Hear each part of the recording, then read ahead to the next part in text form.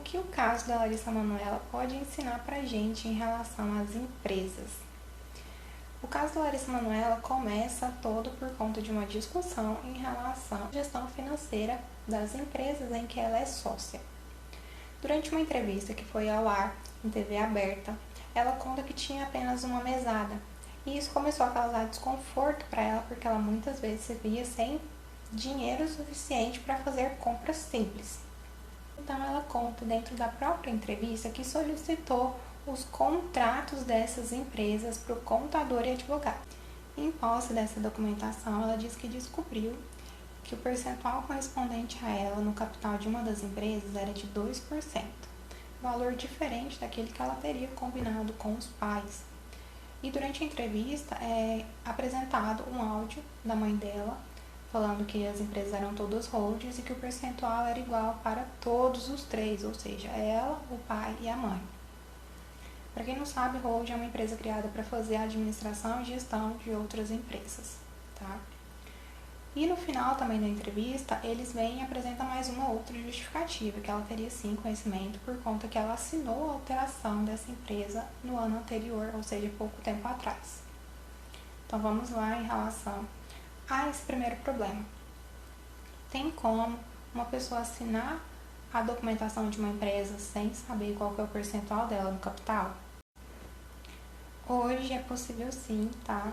Que seja alterada a documentação de uma empresa sem que o sócio tenha conhecimento daquilo que foi realizado. Quando isso acontece? Quando existe relação de confiança. E ele determina uma procuração específica para que outra pessoa assine a documentação por ela. No caso ali, eles apresentam uma nota falando que ela assinou. Então, a gente pode levantar outros dois pontos que também podem ter sido casos de confiança. Você já deve ter assinado mesmo algum documento para sua mãe ou alguma autoridade te pediu sem mesmo ler, porque era uma relação de confiança.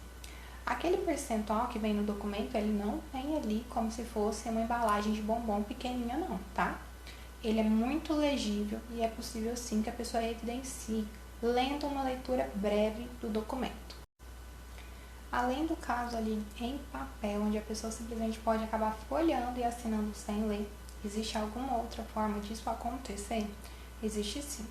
Quando a pessoa assina a documentação de forma eletrônica, tá? Concedendo os acessos dela a um terceiro, ou seja, outra relação de confiança com base nesse terceiro, ou até mesmo quando ela simplesmente acessa a aba de assinaturas, que hoje a gente tem abas de assinatura quando a gente finaliza processos de registro de empresas, tá?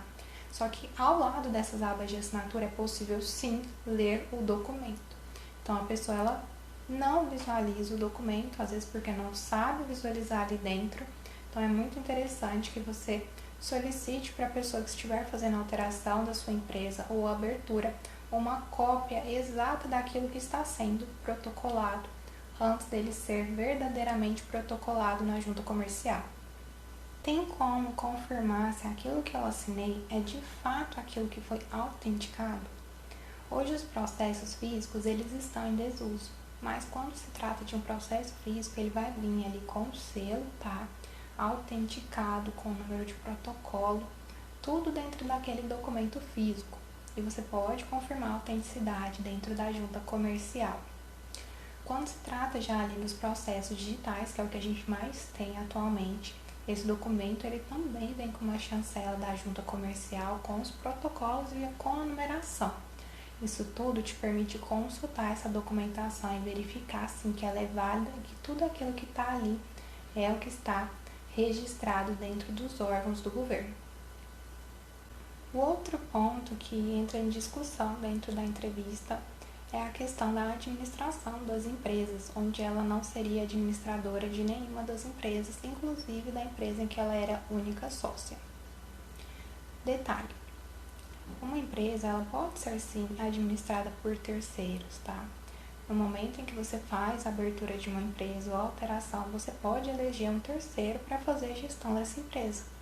Até porque empresários eles podem ter outros negócios e não quererem se ocupar da administração e gestão de todos esses negócios. Então até aí tudo bem. No final dessa entrevista dela na TV aberta é apresentada uma justificativa, né? Além da questão deles terem apresentado a justificativa que ela teria conhecimento do percentual por conta de uma alteração contratual que já teria sido realizada, eles também mencionam que estão dentro do prazo para alterar a documentação ali em relação à saída dela dessas outras empresas. Sim, existe um prazo, tá? Para que seja realizada a alteração de uma empresa quando ocorre a saída de um sócio, e a saída de um sócio não obriga que a empresa ela seja fechada. Então vai depender ali do tipo também da empresa, mas existem condições e a empresa pode permanecer aberta com redução de capital ou caso seja suprida essas cotas já existentes do sócio que está saindo, mantendo o mesmo capital. Depois me conta aqui nos comentários o que você achou desse caso, se você já sabia de tudo isso.